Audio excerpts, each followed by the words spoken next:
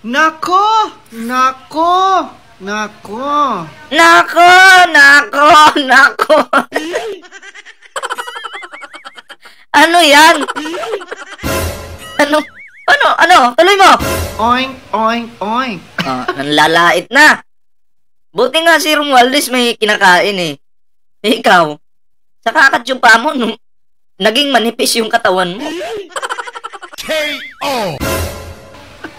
Basahin natin. The office of our Speaker, Martin Romualdez, denied claims that he suffered a stroke and was confined in a hospital. Okay, dinideny ni Romualdez na hindi daw po totoo yung mga kumakalat na balita dyan na siya ay na-stroke or di kaya siya ay na-hospital. Okay? Right TV, welcome. Tuloy natin.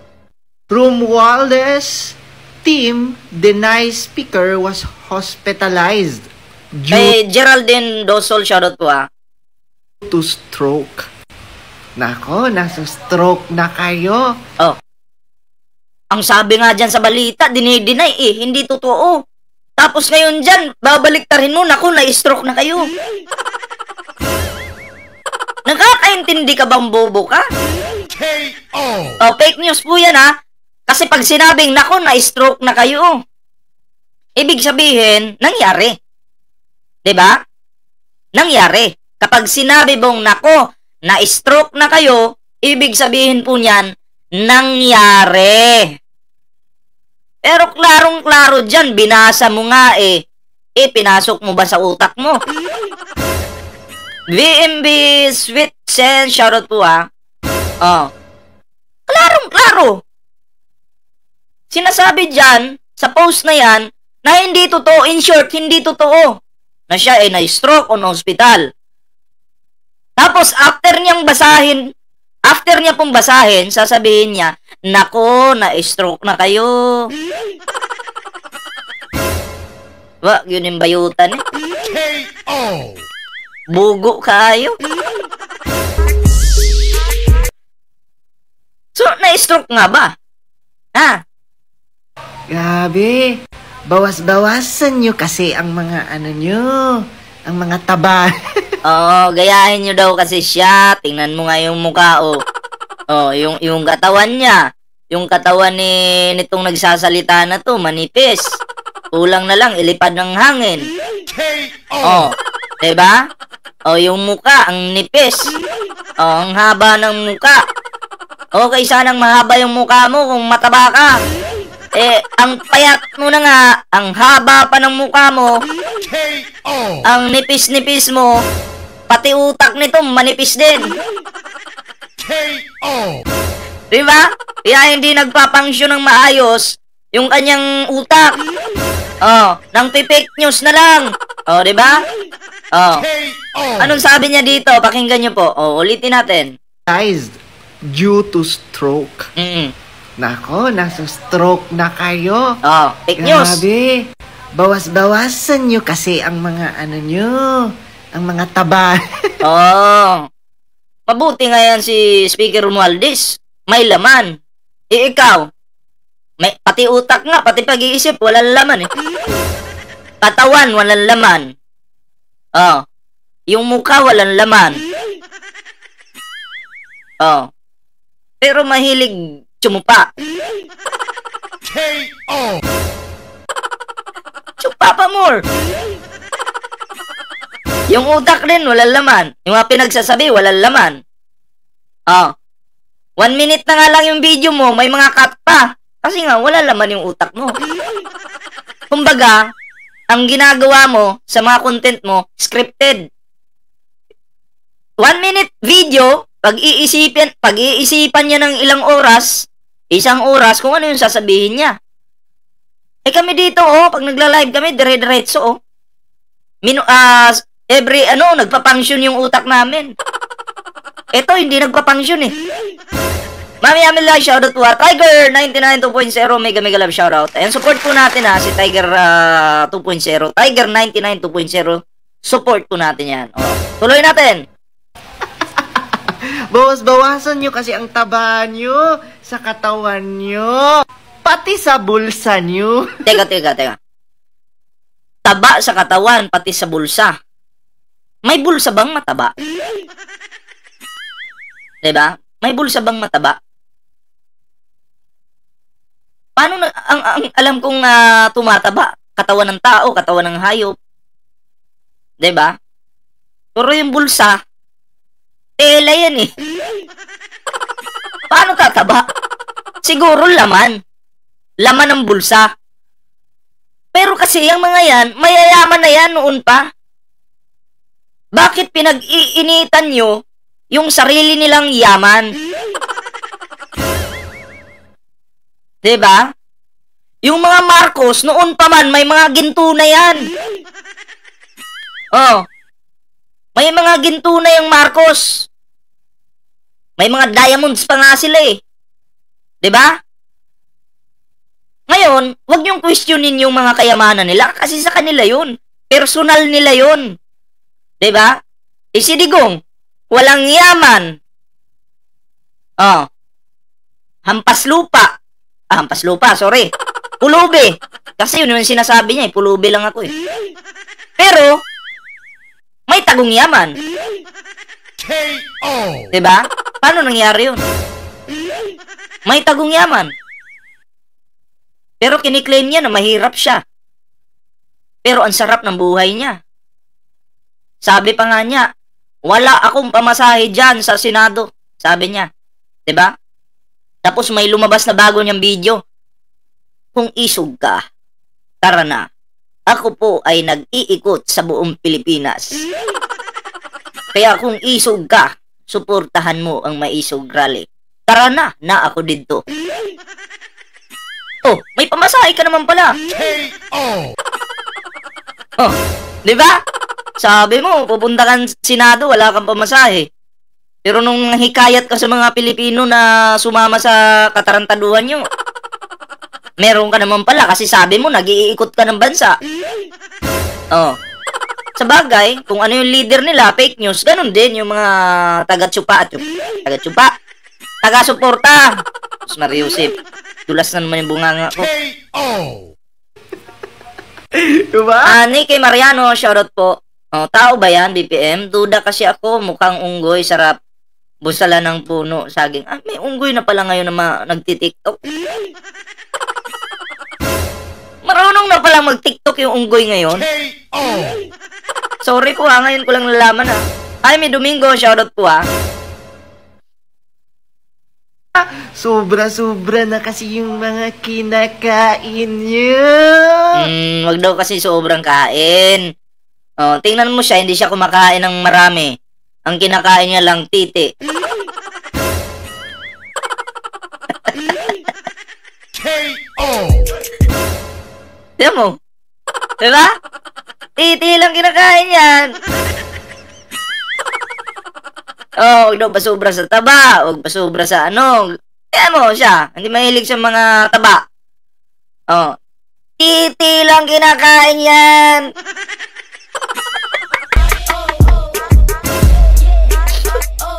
Sige, tuloy.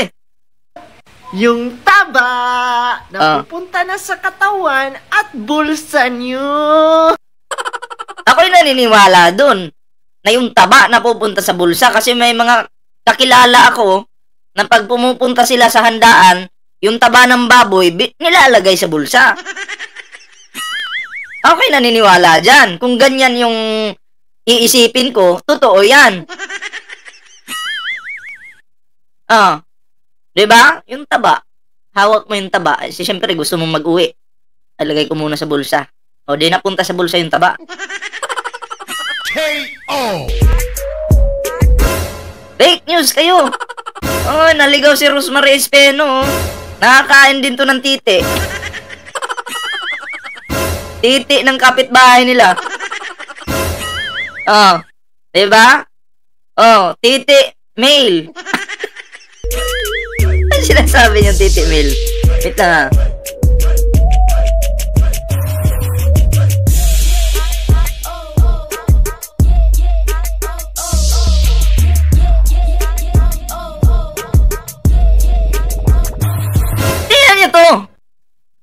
Tingnan niyo to. Diba? sabik na sabik sa usin. Sabik sa usin. Kaya, alam nyo, balita ko dito sa taong ito, bayad siya ng kampo ng demonyo monthly at nag-e-effort siya. At nabidyoan daw itong tao na to, pumasok sa isang hotel kasama ang pagkain niya. Kasama yung pagkain niya. O, nabidyoan. Kaya pala nag-e-effort para may pambili ng housing. Ay, shoutout kay kay Adela Brasos. Magandang gabi po. Tuloy. Salamat sa mga nag-like sa ating live ngayon, Diba? Kasi pansinin nyo mga di ba? Alos lahat ng kongresista, pabilog ng pabilog, pataba ng pataba. Sana all! Natural. Di ba? Katawan nila yan eh. Marcolita, pabilog ka doon ng pabilog. Bawas-bawasan mo daw yung kinakain mo, Marcolita. Kasi nilalait ka nitong yung kasamahan mo. K.O. Evan Miles, mega love shoutout po chupador ba yan? Shit, mukhang bakulaw. Grabe naman kayo sa taong ito. Basta Marcolita, nilalait ka ng taong ito. Ayan guys, support po natin si Berador Pikwa 2.0. Ayan may mga content din po siyang pagsuporta sa ating mahal na Pangulo. Pwede nyo pong isubscribe yan. Ayan. Sabik sa usin. Sumusupa ng usin. K.O. Diba? Talagang sila no? Prosperous. No? Merry na merry ang kanilang Christmas. Ikaw ba naman, diba? Tapos kung may mababalitaan man tayong ganito, nakapagtataka pa ba? Mando Cruz, shoutout po. Ito yung kasunod mga pre, bigyan po natin ito na reaksyon. Mga Lods, nabalitaan nyo na. 10 billion ang nagastos ng Office of the President sa confidential and intelligence funds ng Office of the President last year. 10 billion.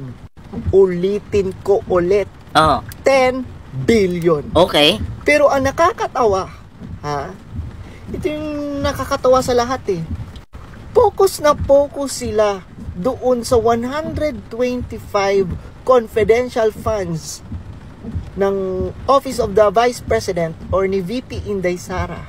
Pero doon sa 10 billion na nagastos ng Office of the President sa confidential funds last year, bakit tahimik sila? Sasagutin po natin yan. Napaka-basic sagutin. 'Di ba? Basic na basic. Sa 125 million daw, maingay yung mga Pilipino or yung mga kongresista. Kini-question yung 125 million. Kumpara doon sa 10 billion na nagastos last year ng Office of the President. Okay? Eto, sasabihin ko sa inyo, kung totoo man yung sinasabi mo na may 10 billion na nagastos, okay, pagbibigyan kita. Okay. Ngayon, bakit hindi kini-question ng Kamara yung 10 billion na yan na nagastos ng Office of the President? Bakit hindi kini-question? Ito yung basic na sagot dyan. Kasi, yung pera na yan, nagagastos po sa tama.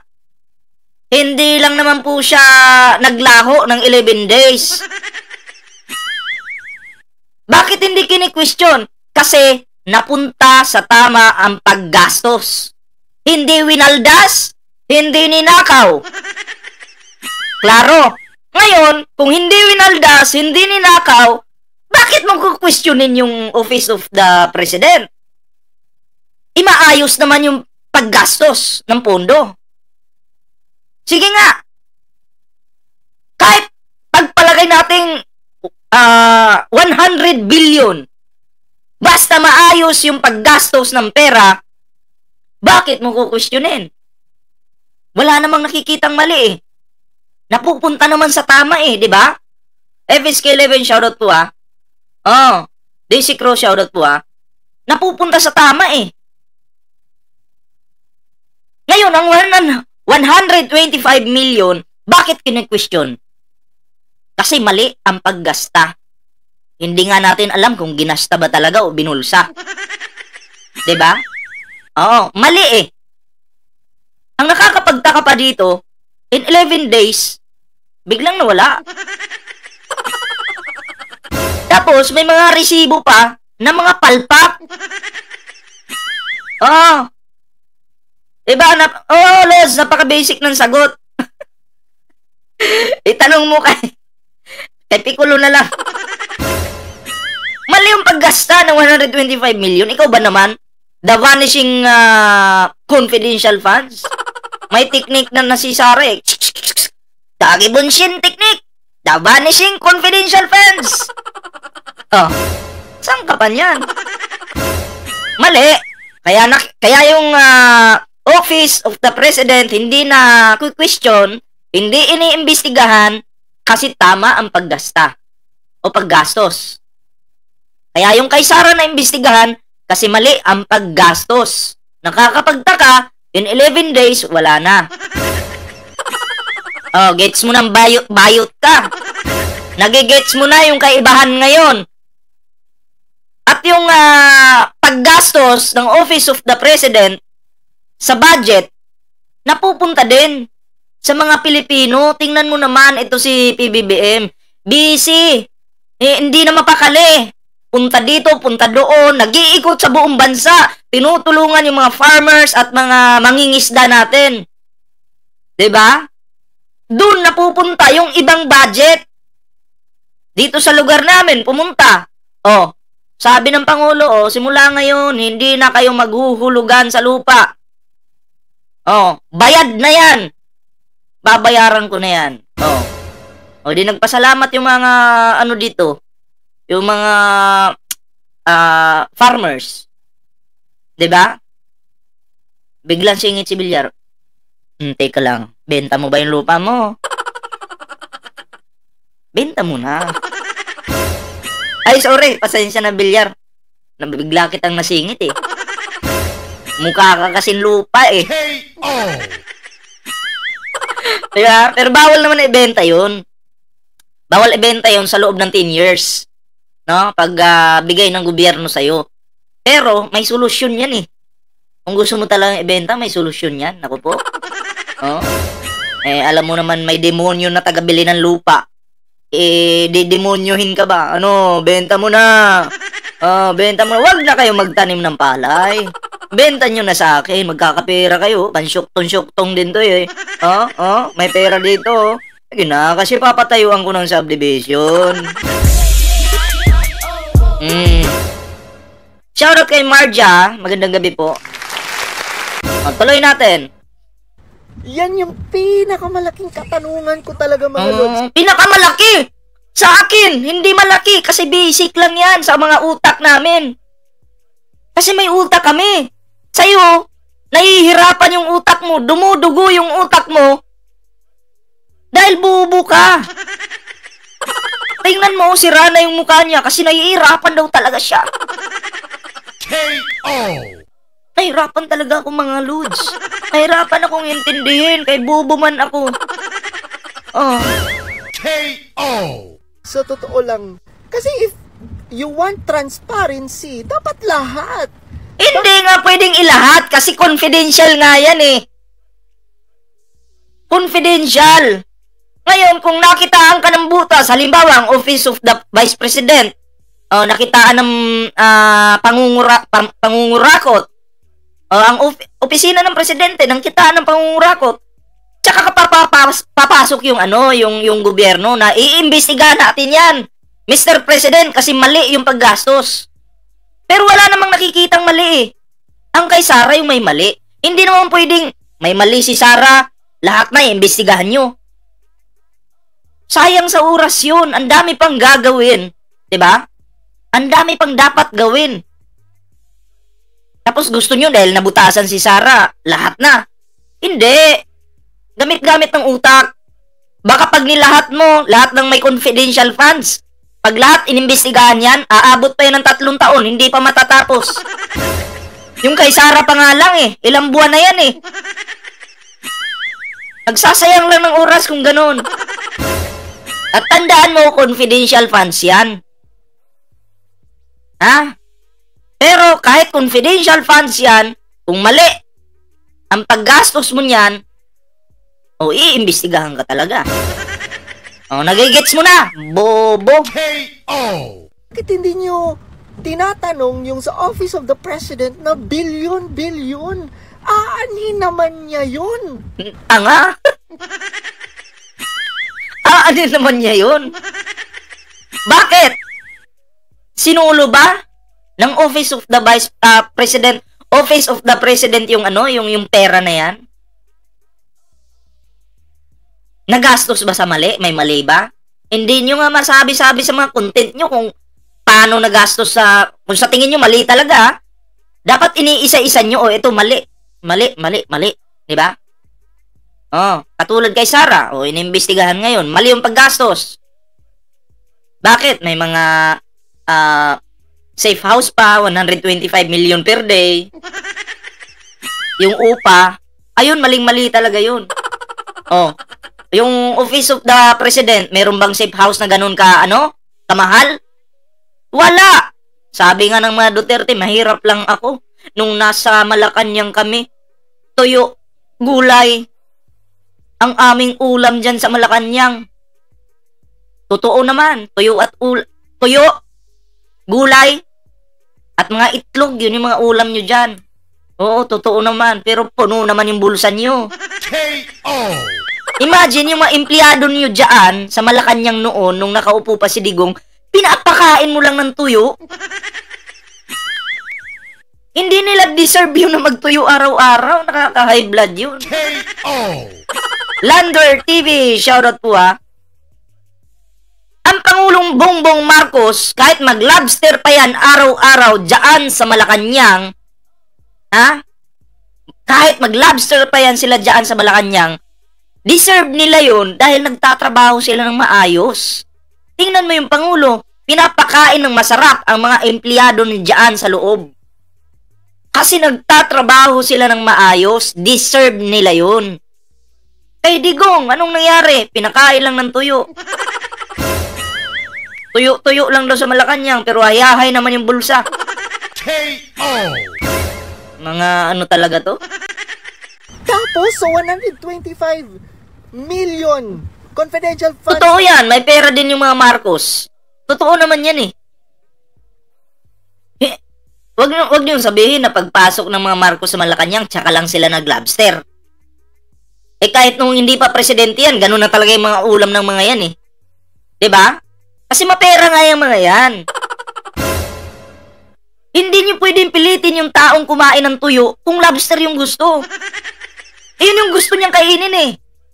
Yun yung gusto nilang ulam. Hindi mo pwedeng diktahan yung tao eh. Magtuyo ka. Sino ka? 'Di ba? Kapal na mukha mo.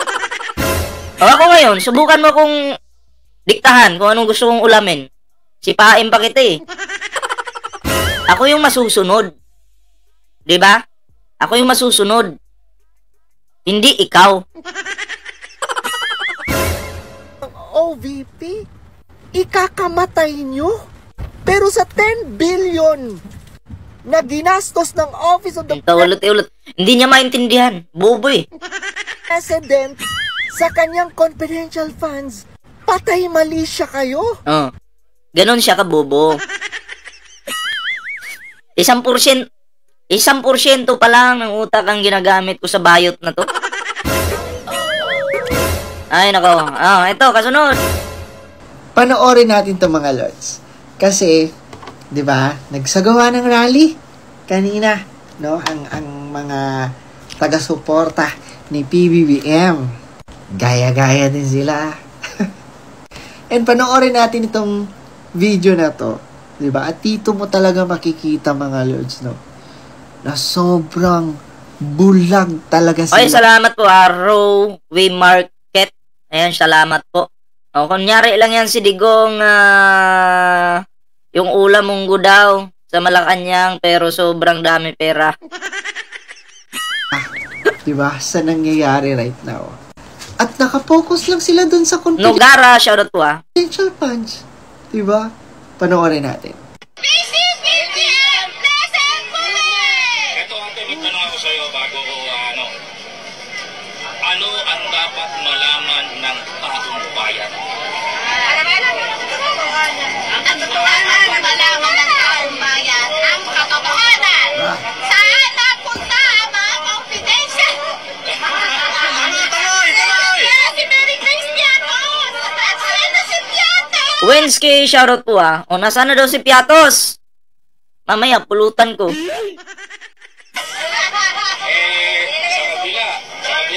Ang talinis ng boses ni Manang. Sabi niya, kailangan malaman ng mga tao ang katotohanan. Tama, Manang. Kailangan nating malaman ng katotohanan saan napunta ang pera sa mga reserve golds natin na ibinenta ng gobyerno, Manang. Yun na nga yung sinasabi ko sa inyo no? Kine-question ninyo yung mga Marcos, mayaman yung mga yan. May mga tagong, kayamanan yan 'Di ba? Samantalang, hindi nyo kine-question yung 51 billion. Itapik nyo kaya yung 51 billion. Yung 125 million. At yung trillion ni Digong. Itapik nyo kaya yun. 'Di ba? Para maging patas kayo. Kasi kami, tinatapik namin yan. Mga gold na yan, natapik na namin yan. Pero kayo, pag alam nyong ikakasama ng inyong leader na isang uod na lang yung pipirma para matudas, hindi nyo itatapik. Baka mamaya, pagalitan ka pa, putang ina mo, ba't mo tinapik yan? Pinapasahuran kita dito. Monthly, tapos itatapik mo yung kasiraan ko. Sobra ka ng bakla. Hindi na kita bigyan ng pancho pa. KO! Yari ka na. Saan napunta? Manang, ito pa. Saan napunta yung bilyon-bilyon Cora Vidal, shoutout po kinuha ng gobyerno na to, sa pondo ng PhilHealth? Saan yun napunta, Manang? Puro kayo, confidential funds! Saan napunta ang confidential funds? Bobo! 120... Piling niya sa sarili na matalino siya. Diba? Bobo daw yung yung matanda. Oo. Simple lang naman yung sinabi nung matanda. Ilabas ang katotohanan. Ilabas ang totoo. Ang salitabang yan ay kabubuhan. Nagsasabi lang yung tao, ilabas ang katotohanan. Agapito Zamora, shoutout po. Nora's Diary, shoutout po Kapis World, salamat po sa pagkulay Ilabas ang katotohanan. Simpleng salita. Hindi po yan pangmatalinong salita. Hindi po yan pambobo. Lahat po pwede magsabi ng ganun. 'Di ba? So pag nagsabi pala kayo ngayon na mga nanonood sa akin na ilabas natin ang katotohanan, o bobo na pala kayo. At siya yung matalino. KO! Emelda Mustera, shoutout po Grabe. Wag yung utok ba? 25 million Salamat po sa 362 likes natin dyan Maraming salamat po. lang yun, Manang. Na Shevans Channel, shoutout po. which is, Manang, sabi ng COA, cleared ang OVP at nagasta sa tama ang confidential. Nagasta sa tama, pero may mga naglalabasan na nabigyan ng sobre. Tapos yung mga pirma doon sa mga resibo, magulo. Iba-iba. Ngayon, bakit ako maniniwala sa COA kung may mga witness na naglalabasan na sinasabing nababayaran sila? Tapos yung resibo na iniimbestigahan ngayon, palpak. So doon ako sa nakikita ko ngayon na mga kapalpakan ng mga resibo, mga lumalabas na lumalabas na mga witness, ebidensya, doon ako maniniwala. Hindi ako maniniwala sa kuwa. Bakit? Ang kuwa ba hindi nagkakamali? Ang kuwa ba, pasensya na ha? Ang kuwa ba hindi nababayaran? Nagtatanong lang po ako. Ang kuwa ba, perpekto talaga? Kasi hindi tumutugma yung sinasabi ng kuwa sa mga naglalabasang ebidensya ngayon. Ang layo. Oh. Partida, ebidensya. Fina-flash dyan sa screen, dyan sa Quadcom. Oh. Kung fake yun at gawa-gawa ng mga kongresista yun, dapat may nagreklamo na sa Office of the Vice President. Hindi namin gawa yan. Sa ano yan? Sa gawa-gawa nila yan para sirain kami. Wala namang ganun. At kinukonfirm naman talaga nila na galing sa kanila yung mga resibo. Diba? O, saan kayo maniniwala? Sa kuha o sa mga ebidensya na lumalabas ngayon? Puro kayo kuha. KO! Tanga kang bayot ka. Fans, Manang. Ay, salamat po Margs Channel TV sa palike sa ating live ngayon. Tama na, Manang. No? Yung mga matatanda, sorry pero yung mga matatandang hindi nag-iisip at hindi nakikita yung mga nangyayari ngayon, masahol pa kayo. Kasi talagang ang tatangan nyo, nakapokus talaga lang kayo dun sa confidential funds. Dapat nga, hindi na sila nagtrabaho dyan sa Office of the Vice President Dapat nagdoktor na lang sila, Yung bags, dapat nagdoktor na lang sila. Kasi ang gagaling nilang mag-opera Ang galing. Hindi nyo nga hinanap yung bilyon-bilyon. Nasaan na napunta? Wala namang big Hanapin mo mag-isa. ticket project. Ulit-ulit para sirang plaka Yang presidente nyo. Kaya alam nyo mga lods. Bakit? Hindi mo mapresidente?